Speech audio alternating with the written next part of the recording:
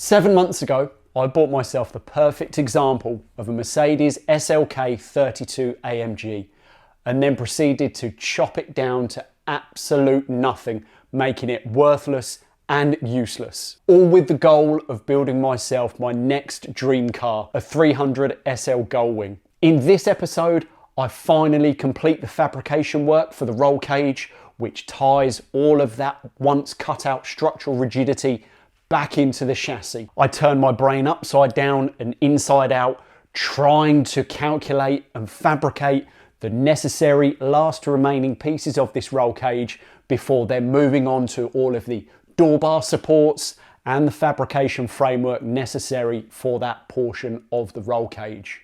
It's been a long time coming and something that I'm really pleased to be sharing with you guys. So let's buckle in and get straight to it.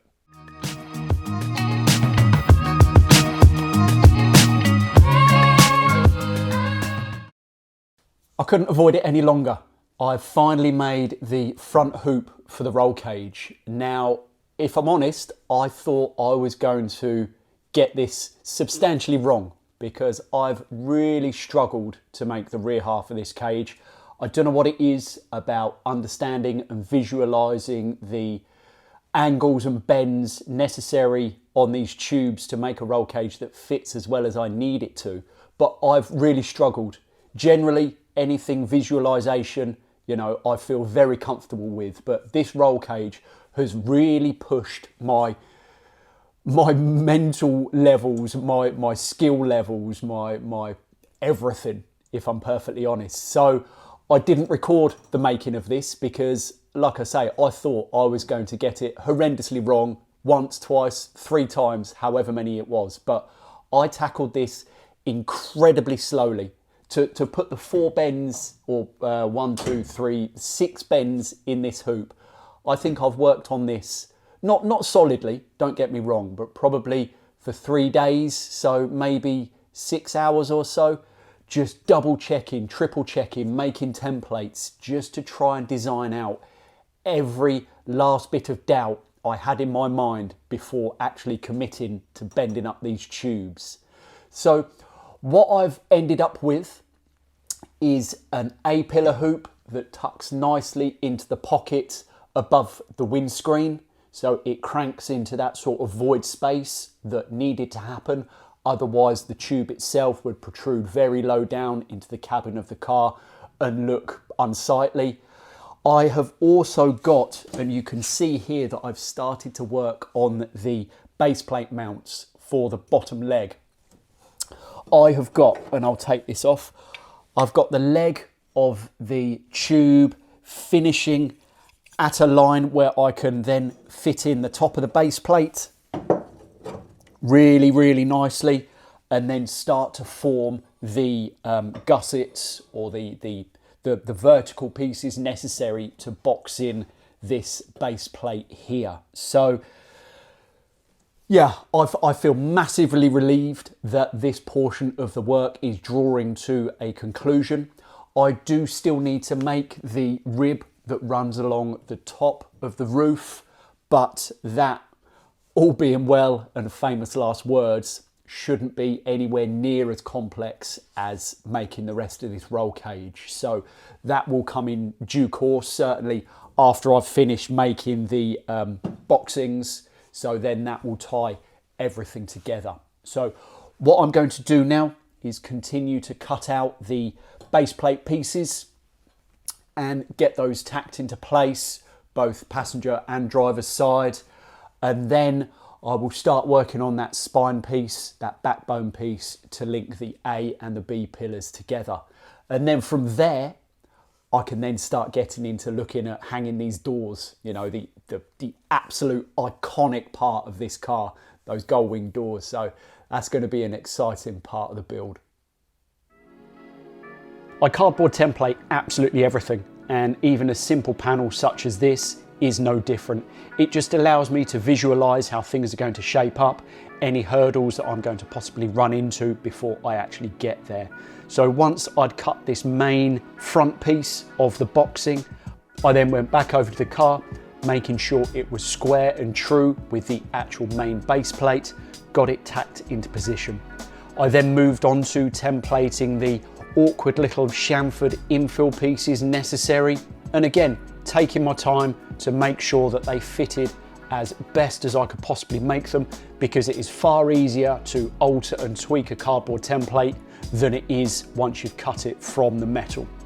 Once I was happy with the template, just getting that transferred through to the same 3mm mild steel, simply cutting that out, getting the piece dressed with a DA sander, before once again coming back through to the car, making sure everything is square and true and fitting as well as it possibly could, before popping on a few tacks just to hold everything in place. Doing that to both sides of the car, I was then in a position to remove the entire hoop with those base plates firmly attached, because I plan to fully seam weld it outside of the car, which would then allow me to prep the inside with some weld through primer, just to stop any possibility of any rust forming much further down the road. Over on the bench, it's much easier to weld, just taking my time, making sure I'm getting some really good deep penetration welds, before then finally welding the actual A-pillar hoop down to the base plate.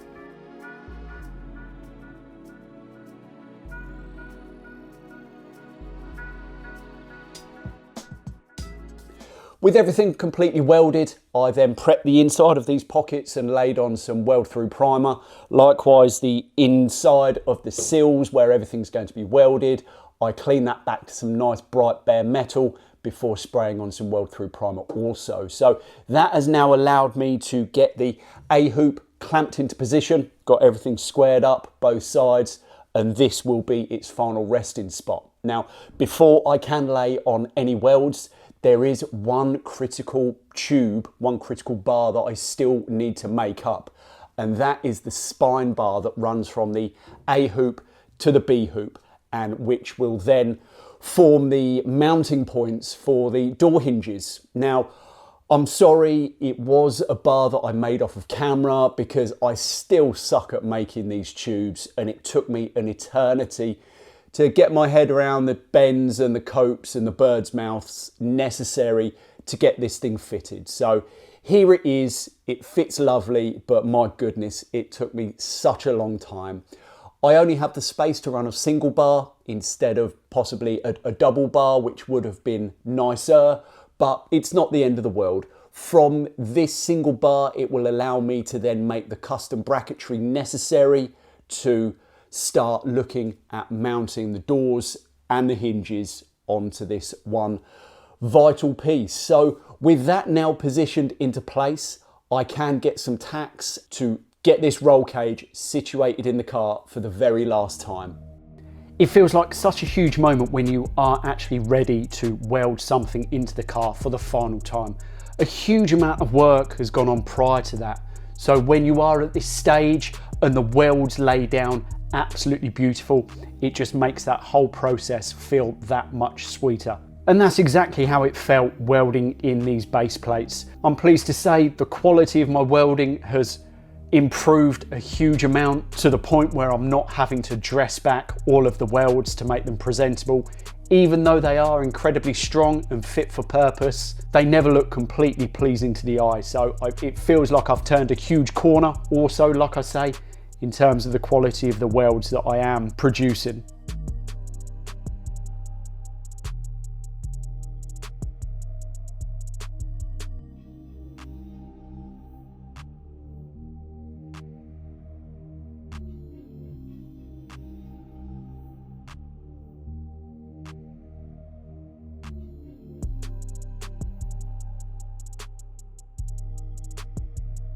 I keep banging on about these milestones for this build, and yet again I'm going to use that phrase one more time, but having this A-pillar welded into place, having it done and dusted, feels like a huge relief, and yes, milestone. I think because I really haven't enjoyed the process of the roll cage manufacture or the fabrication, that now it is actually done all bar one tube.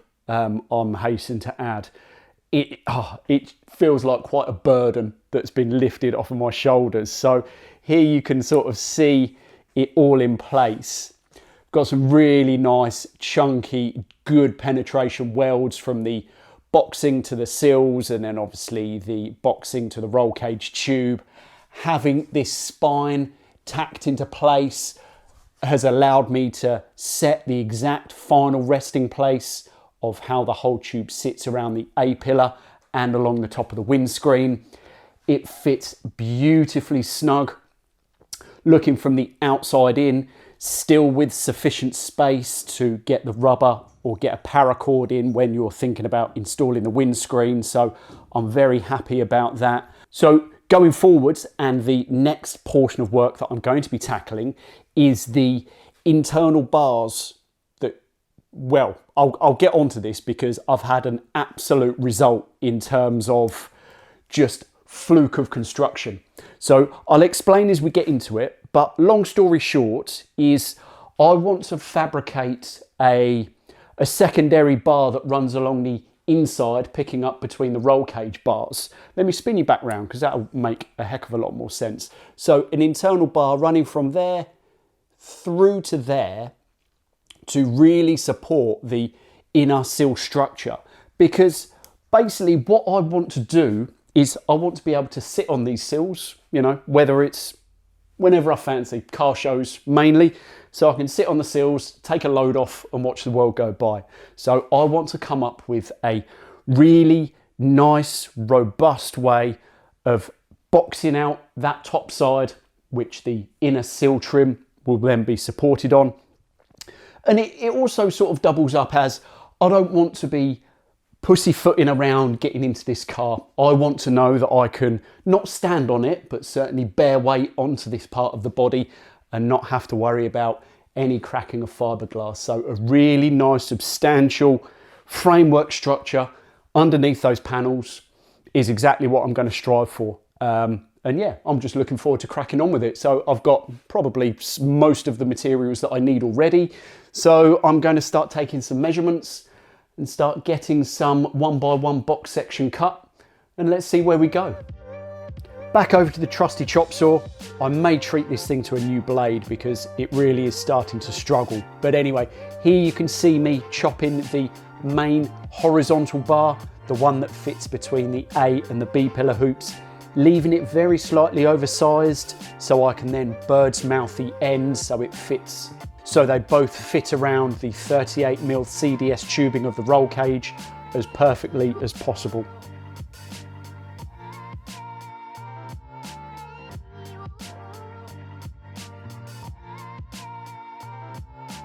Finally, I've had a bit of luck go my way. Let me explain. So months ago, I fabricated this outer bar to support the outside edge of the body. As you know, I've been working on the roll cage tirelessly, but at no point did I envisage that I could get the leg of the A-pillar that you can see there to pull down in exactly the same plane as the B-pillar leg that you can see here. And by having this blind piece of luck, what that has allowed me to do is run, let me get my finger in one last time, is to run this inner support bar absolutely parallel to the outer support bar that I made goodness knows how many months ago. And this just gives me such a clean, sort of simplistic, uncomplicated finish to the inside of this support. I thought there was going to have to be dog legs or whatever means to get this bar tied into the A-pillar. But it means I can just run one incredibly simple bar. What I'm now going to do, because this is tack welded in place, is that diagonal brace you can see at the back here, I need to replicate at the front.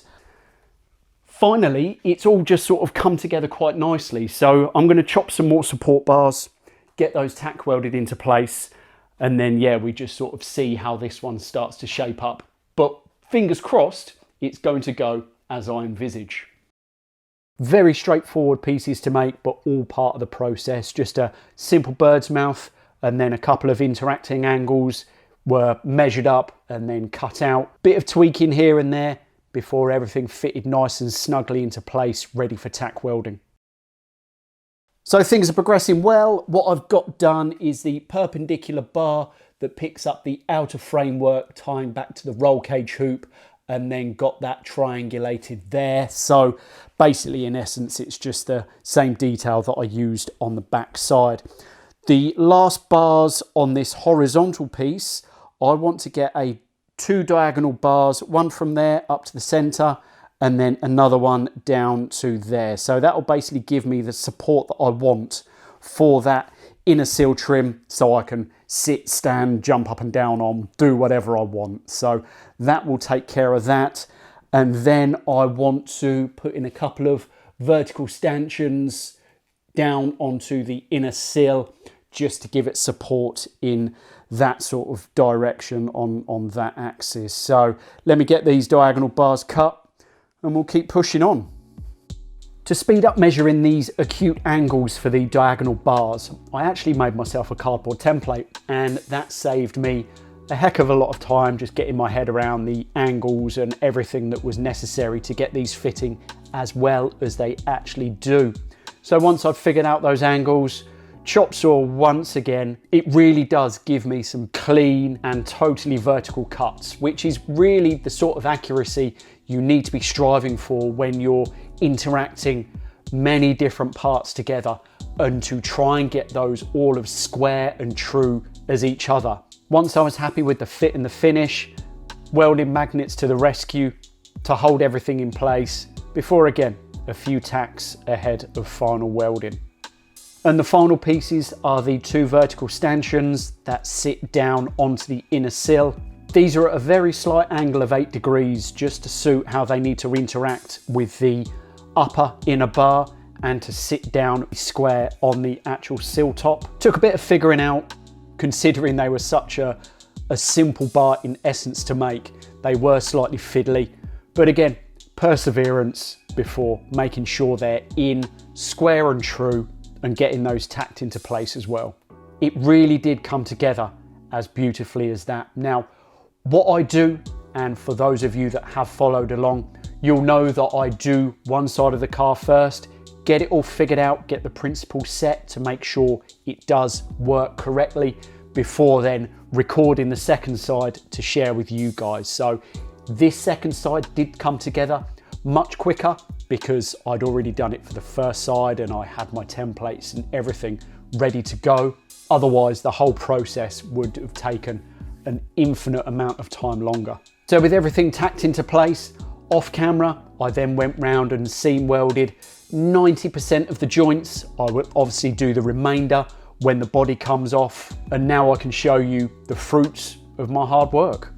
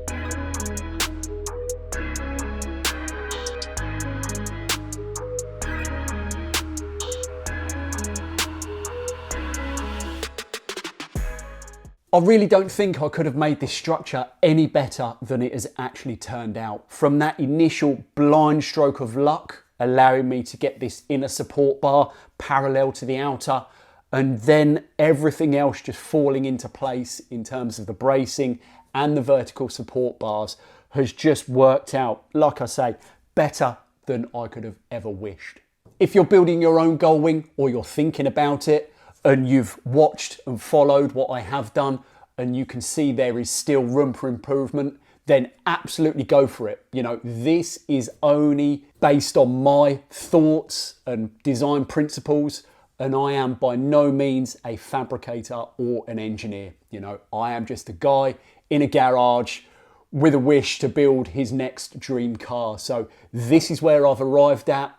I would love to see you guys go one stage better and do this far better and neater than I am doing. And yeah, make sure you do share that journey with me. I've got evil thoughts about getting this body off, carrying out the full welding of all of the framework that I have done before I venture down to the front of the car. Now, I have massive plans for everything in the engine bay. I really do need to finalise how far I'm going to go with the engine bay on this car. I think those evil thoughts that I'm having will come into fruition, but I want to get some plans into place before sharing those with you. So up until that point, I think I'll catch you next time.